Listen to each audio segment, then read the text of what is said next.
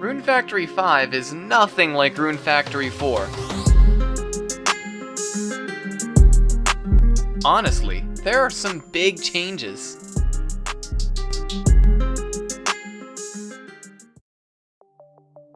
To start, Rune Factory 5 is 6 gigs large in size, making it only 1 gig larger than Rune Factory 4 Special. The one thing that seems to be a reoccurring theme in this series are the intro movies, and this one yet again is much different from the Rune Factory 4 intro movie.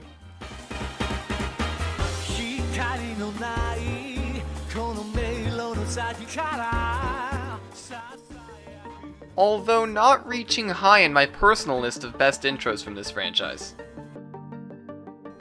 One of the first differences I immediately recognized was that there was a fully controllable camera, and that Rune Factory 5 can't hold 60 FPS.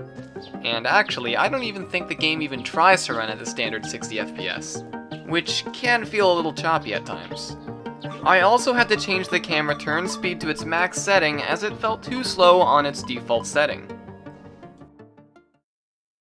Another thing that I noticed immediately was that moving the camera felt a little sluggish, as if it was delayed when moving the controller stick to when it actually responded in the game. It's not bad or makes Rune Factory 5 unplayable, it's just a personal nitpick that I have.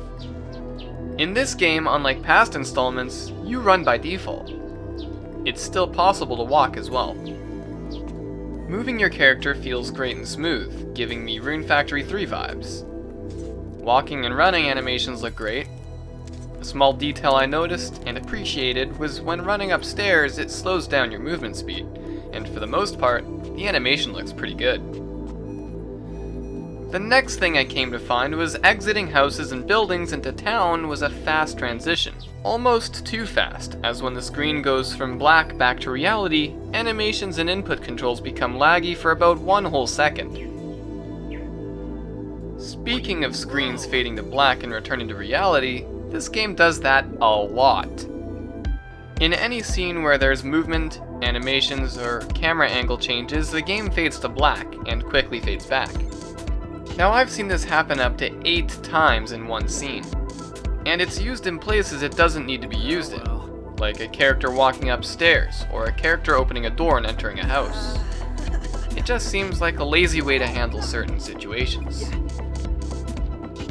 You can't jump in this game, and since Rune Factory Tides of Destiny was the last game I played of this franchise, it's a feature I definitely miss. Picking up items from the ground feels a little slow, so I'm glad that there's an option to have auto pickup. I also don't like how over items that are able to be picked up, there's an A button icon.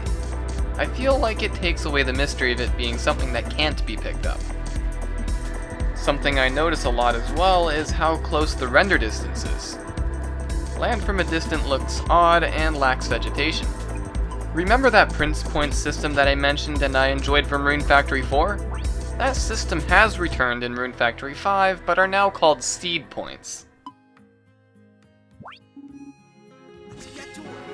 Overall, I did enjoy Rune Factory 5 as it was a good step in the right direction, and I feel like Xseed Games would be stupid to give up on this franchise.